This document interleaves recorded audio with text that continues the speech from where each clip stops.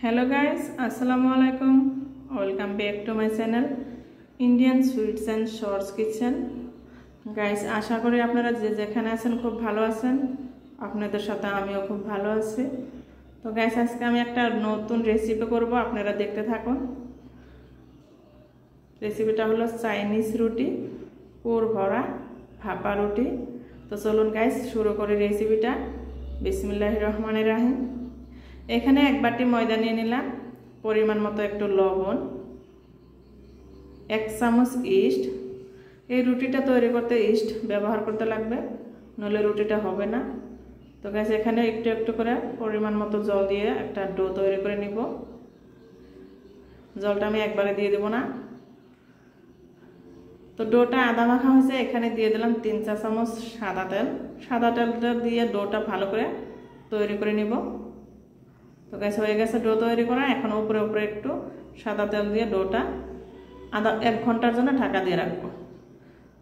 অল্প একটু তেল দিয়ে ডোটা ভালো করে মিক্স করে 1 ঘন্টার মতো ঢাকা দিয়ে রাখবো। তো এখানে নিয়ে নিলাম একটা র্যাপিং পেপার।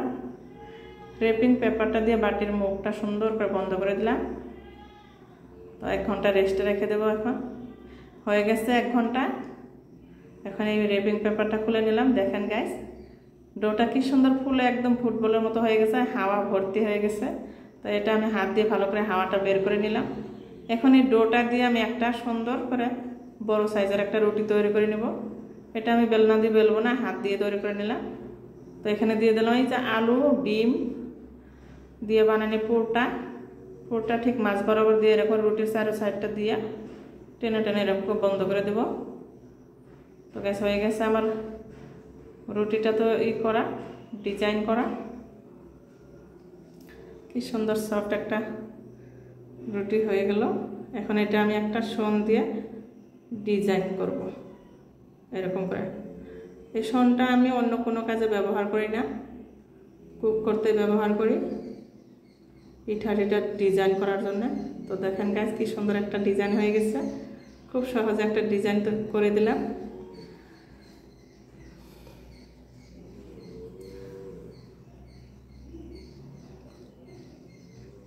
এখন এই পিঠাটা আমি একটা ছোট স্টিলের প্লেটে নিয়ে নিব।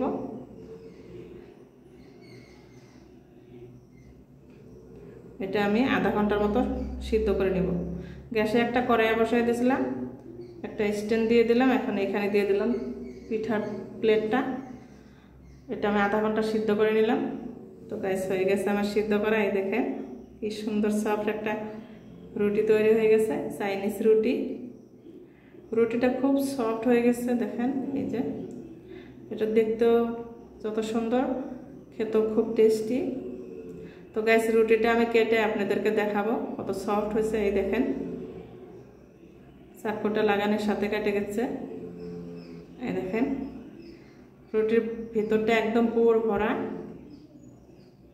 তো গাইস, আজকে আমার ঘরে খুব নতুন একটা মেহমান আসছে, তাই আমি একটা নতুন রেসিপি করলাম।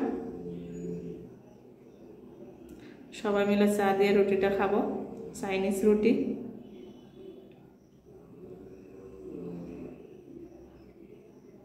রুটির কালারটা দেখুন কত সুন্দর হয়েছে।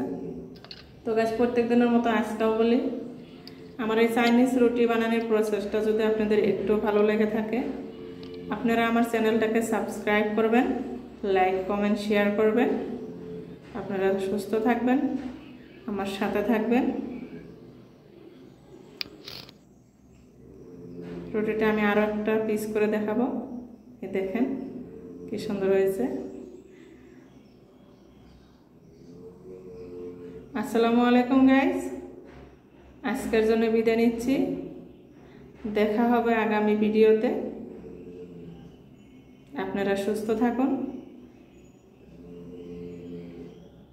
খোদা হাফিজ।